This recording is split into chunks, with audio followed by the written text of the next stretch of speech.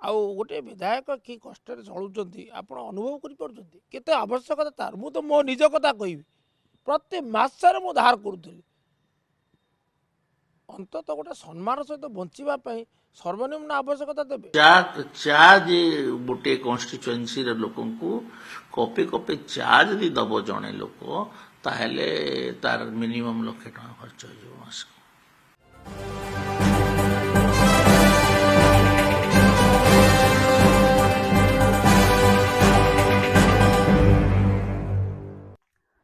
नमस्कार दर्शक बंधु, आजिर आलोचना को आपण मानकु अनेक अनेक स्वागत।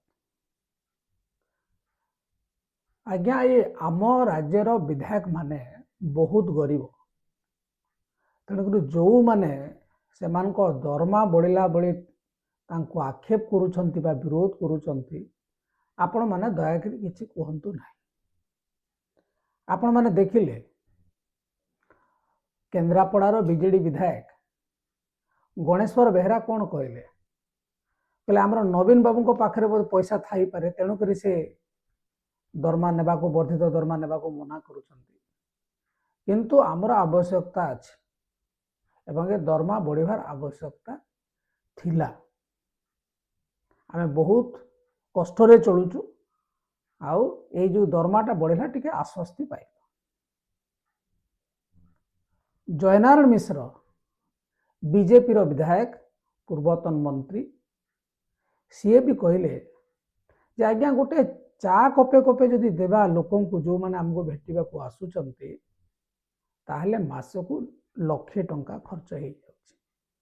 बाकी पुणी जीवा आसीबा लोकंकर बाहाघर चांदा देबा बहुत काम अच्छी, तेणु आहुरी बढ़िया कथा 3,45,000 भी कम पड़ जिवो। ये जो दी जन विधायकों आम ना नेले, जड़े हेले जयनारायण मिश्र आउ जड़े हेले गणेश्वर बेहरा। एमान ना आम कहीं नेले ना, जिते बड़े विधायक मानकर दरमा वृद्धि को लेकिन विभिन्न महल रु विरोध आसिला, एमाने वर्धित दरमा को लेकिन डिफेंड कले। एवं जदि आपण माने आज रे वीडियोटी पूरा शेष जाए देखिए, आपण माने जानी जिबे जे आम विधायक माने केते गरीब। आपण माने जो कहउछंती जे तांको दरमा 3,45,000 हे गला बोली, जदि आपण तांकर पाखरे रहिबे एवं तांकर खर्च को देखिबे, आपण निजे रेकमेंड करिबे जे तांकर दरमा 10 लाख हे जाउ। तेणुकरी से मैंने कहीं गरीब आज आम टे आलोचना करवा एवं आपण वीडियो शेष में जानीजे एवं निहाती भाव में विधायक मान प्रति आपंकर दया आसो। प्रथमे आसवा जयनारायण मिश्र पाख। जयनारायण मिश्र सबु बेले रोचक मतामत देकर सब बेले चर्चा को आसती। तेबे ये जो विधायक मानकर वर्धित दरमा नहीं जिते गणमाध्यम प्रश्न कला, से कहले एटा किछि नुहे, लोक माने खाली बेकारटारे विरोध करुचंती, को बहुत आगरू हो जिबार थिला, एटा भी अंटीबनी।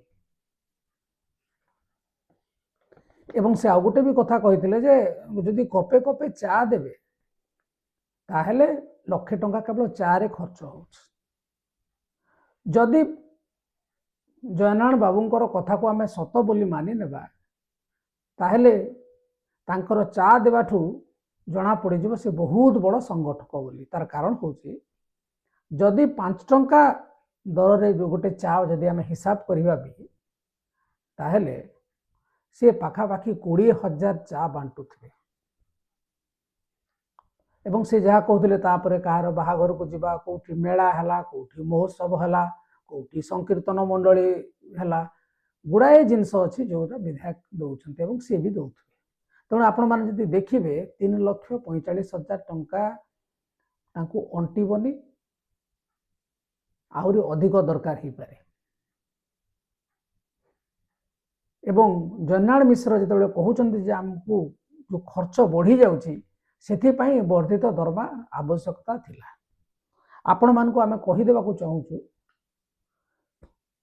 जे जयनारायण मिश्र को जो संपत्ति टोटाल एसेट जहाँ एमएलए माने डिक्लेयर करते तांकर संपत्ति हूँ 3,32,89,000 समथिंग तांको पैसा हो ना तेणु आहरी दरमा बढ़िले से आहरी धनी हेबे तेणु किसी एथिरे असुविधा नहीं। एवं गणेश्वर बाबू अनुभवी राजनेता कांग्रेस समय बहुत दिन धरी थिले एवं बहुत दिन पर बीजेडी आशीर्वाद रे टिकेट पाई जहाँ जीति की विधायक होइछन्ति विधायक तो एबे होइछन्ति आ पैसा कोठु आसीबो मात्र तांको अकाउंट रे 3,73,77,000 टंका अछि। छोटिया कोटिपति एमती शह शह कोटी टंका नाही तेणु ए दरमा वृद्धि आवश्यकता थिला नहले सेमानको पाखरे 5 वर्ष पर 10 कोटी 15 कोटी हेई परियो केमिति। आमे दीटा एग्जांपल केवल देले किंतु आहुरी अनेक विधायक अछंती तेणु आमको गोटे डाउट होउची जे जदि ये दरमा बढ़ी नथांता ताहले एमाने निहाती भाव लोन करिथांते एवं विशेषकर जयनारायण मिश्र जेहेतु प्राय सब समय जीति आसुचंती ए दरमा न बढ़िबा आगुरु सेमाने केमिति लोकन को चांदा दउतिले एवं माने पाखापाखि लक्षे टंकार चा पिउतिले निहाती भाव लोन करिथिबे जदि करि नथिबे ताहले असाधु उपाय रे पैसा अर्जन करुथिबे जेकोसी विधायक आमे ए 2 जन को ना कहूने क्या को आमे व्यक्तिगत आरोप करिबा नै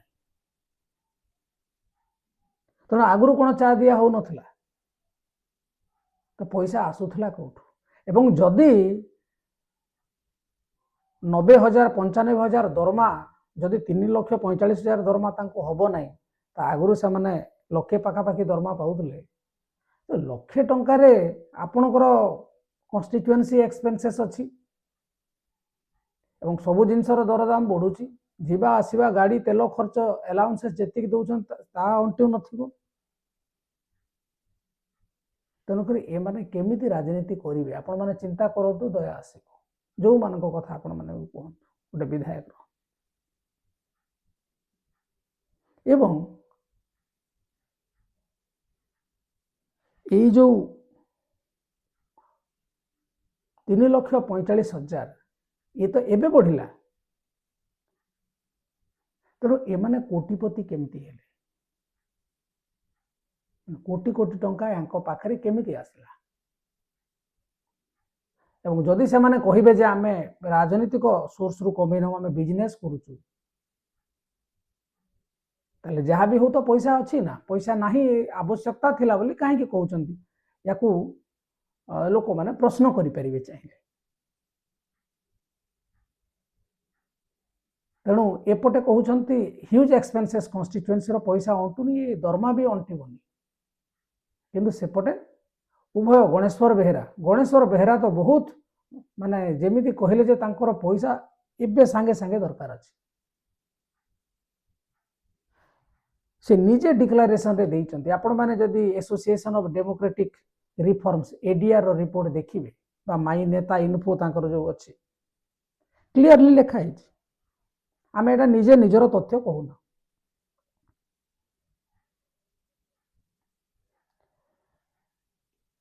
तेणुक आपण माने चिंता करंतु जो माने कहउछंती जे ए जो दरमा वृद्धि द्वारा विशेष किसी तांको लाभ मिलिबो नै खर्च बढ़ी चली एवं ये दरमा जदि न बढ़ी था से ना क्या चा पी पारि था ना कार बाहाघर व्रत घर कहार संकीर्तन मंडली कहार महोत्सव मेला रे चांदा दे पारि न था तेणु बढ़िया आवश्यकता थिला जो माने कहउछंती जे विधायक मानकर दरमा बढ़िया उचित नुहे से माने आउ थरे निजर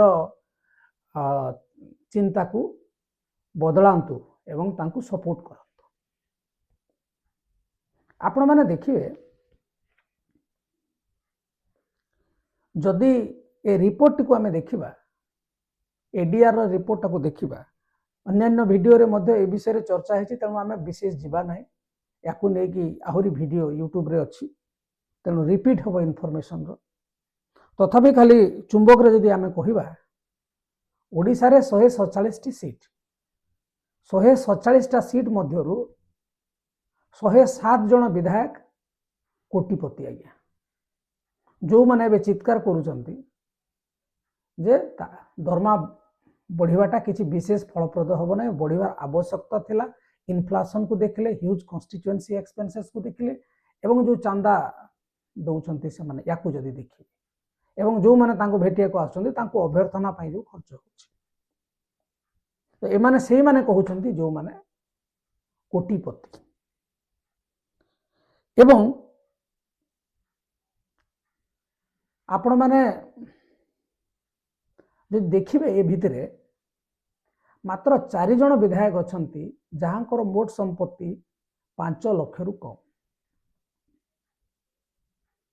एवं ये जो कोटिपति संख्या आमे कहिले 100 आपणकर केते 107 टी विधायक माने पाखापाखि 73% विधायक कोटिपति एवं आउ 4 जन भी से अछंती 90 लाख 89 लाख 93 लाख 94 लाख माने एमाने भी लागुची आउ 3-4 मास पर कोटिपति ही जवार संभावना अछि तेणु पाखापाखि 111 112 टी विधायक कोटिपति जो माने निजर दरमा बढ़िवा नहीं खुशी व्यक्त करथिले एवं लागिला जेमिति तांको गुटे बहुत बड़ पुरस्कार मिलिछि एवं तांको पाखरे आदौ पैसा नथला ए पैसा न होइतले से माने निजर निर्वाचन मंडली काम करि पारि नथान्ते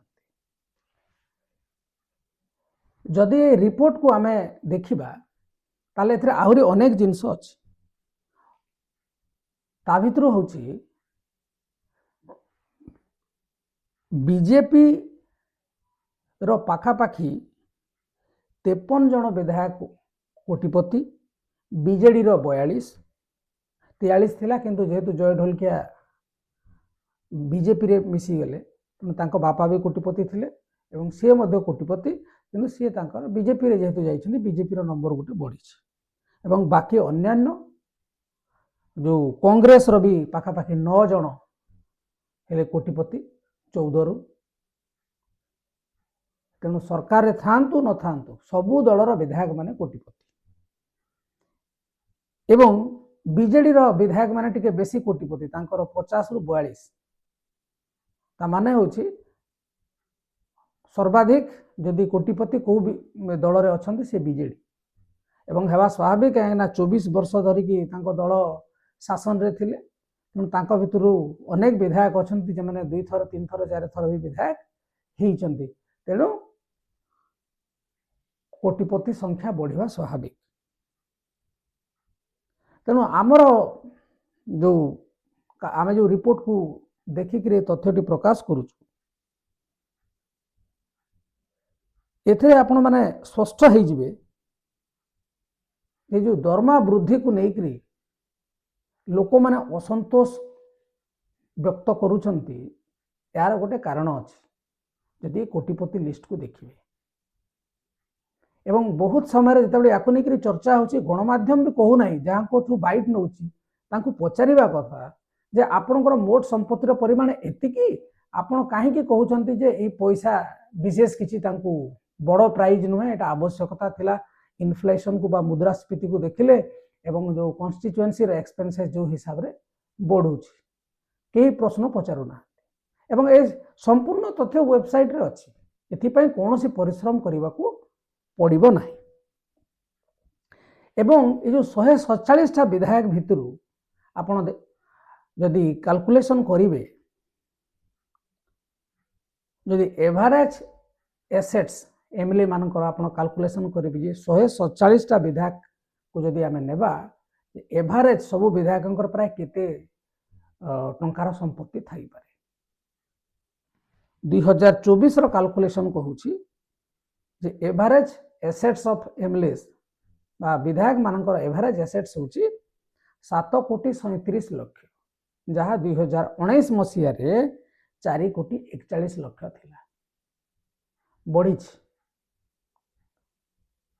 तापरे भी कहउचंती जे विधायक मानकर पाखरे पैसा नहीं एवं ए दरमा वृद्धि आवश्यक थिला तेणु आपण माने चिंता करंतु ये विधायक माने माने आमे जहाँ को कहूँ जे विधायक माने बहुत पैसा रखी थे किंतु से माने केते गरीब ଆପଣ ଥରେ ଚିନ୍ତା କରନ୍ତୁ।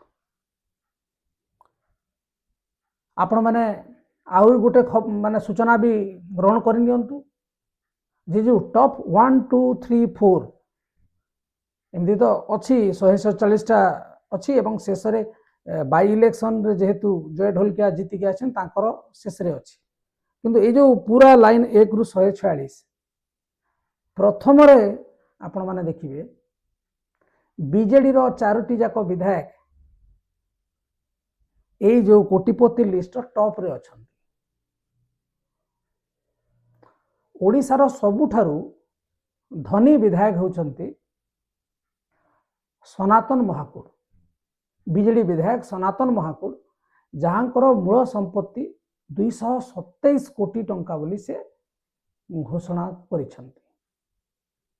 ଦ୍ୱିତୀୟରେ ଆସୁଛନ୍ତି ସୁଭାଷିନୀ ଜେନା, ବାଲେଶ୍ୱର ବସ୍ତା ବିଧାୟିକା, ତାଙ୍କର ମୋଟ ସମ୍ପତ୍ତି ହେଉଛି 135 କୋଟି ଟଙ୍କା, ସେ ବି ବିଜେଡିର। ତୃତୀୟରେ ବଲାଙ୍ଗୀର ବିଧାୟକ କଳିକେଶ ନାରାୟଣ ସିଂ ଦେଉ, ତାଙ୍କର ବି ସମ୍ପତ୍ତି ପାଖାପାଖି 77-78 କୋଟି ଟଙ୍କା। ଏବଂ ଚତୁର୍ଥରେ ଆସୁଛନ୍ତି ବିରୋଧୀ ଦଳ ନେତା ଶ୍ରୀଯୁକ୍ତ ନବୀନ ପଟ୍ଟନାୟକ, ତାଙ୍କର ବି 73 କୋଟି ସମଥିଙ୍ଗ ଏମିତି ଅଛି। ତେଣୁ ଯେହେତୁ ବିଜେଡି ବହୁତ ଦିନ ଧରି ଶାସନରେ ଥିଲା, ଏ ନମ୍ବର ଟପ୍ ଲିଷ୍ଟରେ ସେମାନେ ଅଛନ୍ତି।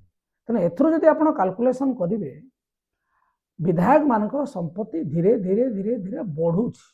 ଏବଂ ଆପଣମାନେ ଦେଖିବେ 2029ରେ ଯେତେବେଳେ ବିଜେପି ବିଧାୟକ ମାନେ ତାଙ୍କର ଡିକ୍ଲାରେସନ ଦେବେ 2024 ଡିକ୍ଲାରେସନଠୁ ତାଙ୍କର ପରିମାଣ ବଢିଥିବ।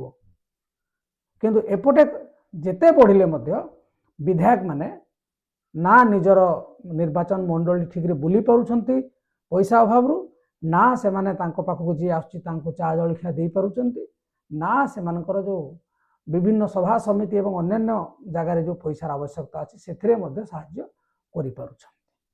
ଯେପର୍ଯ୍ୟନ୍ତ 10 ଲକ୍ଷ ଟଙ୍କା ତାଙ୍କର ଦରମା ନ ହେଇଛି ସେ ପର୍ଯ୍ୟନ୍ତ ଏମାନେ ଲୋକ କଲ୍ୟାଣ କାର୍ଯ୍ୟ କରିବା ମୁସ୍କିଲ ହେଇଯିବ। ମୁଦ୍ରାସ୍ଫୀତି ବଢୁଛି, ଏକ୍ସପେନ୍ସ ଯେଉଁ କନଷ୍ଟିଚୁଏନ୍ସି ଏକ୍ସପେନ୍ସେସ୍ ବି ବଢୁଛି। ଖାଲି ଜଣେ ବିଧାୟକ ଆପଣମାନେ ସେ ଲିଷ୍ଟରେ ପାଇବେ। ଆମେ ତ କହିଲେ ଯେ 4 ଜଣ ବିଧାୟକ 5 ଲକ୍ଷରୁ କମ୍ ସମ୍ପତ୍ତି ଅଛି ଯାହା ଡିକ୍ଲାରେସନରେ ଦେଇଛନ୍ତି। କିନ୍ତୁ ସେଥିରୁ ଜଣେ ବିଧାୟିକା ବାଙ୍ଗିରିପୋଷିର ବିଧାୟିକା ସଞ୍ଜଳି ମୁର୍ମୁ, ଯେ ବିଜେପି ବିଧାୟିକା, ତାଙ୍କର ସମ୍ପତ୍ତି 35,076 ଟଙ୍କା ସେ ଉଲ୍ଲେଖ କରିଛନ୍ତି। ତେଣୁ ବିଧାୟକ ମାନଙ୍କ ଦୃଷ୍ଟିରୁ ଯଦି ଦେଖିବା ସବୁଥିରୁ ଗରିବ ବିଧାୟିକା ହେଲେ ସଞ୍ଜଳି ମ୍ୟାଡାମ। ଏବଂ ଯଦି ଟିକେ ଆପଣ ସ୍କ୍ରୋଲ ଅପ୍ କରି କରି ଯିବେ ଲିଷ୍ଟକୁ ଆପଣ ଖାଲି କୋଟି ପାଇବେ। ଅବଶ୍ୟ ଟୋଟାଲ ଏସେଟ୍ସ ଡାହାଣ ପଟରେ ଗୋଟେ ଲାଇବିଲିଟିଜ ବି ଅଛି, କିନ୍ତୁ ଅନେକ ବିଧାୟକଙ୍କର ଲାଇବିଲିଟିଜ 0 କିମ୍ବା ତାଙ୍କର ମୋଟ ସମ୍ପତ୍ତିର 2%, 1%, 3%, 5% ଅଛି। ତେଣୁକରି କୋଟିପତି ଲିଷ୍ଟରୁ ଏମାନେ ଖସିବେ ନାହିଁ, ଲାଇବିଲିଟିଜକୁ କାଟିଲେ ବି ଅନେକ ବିଧାୟକ।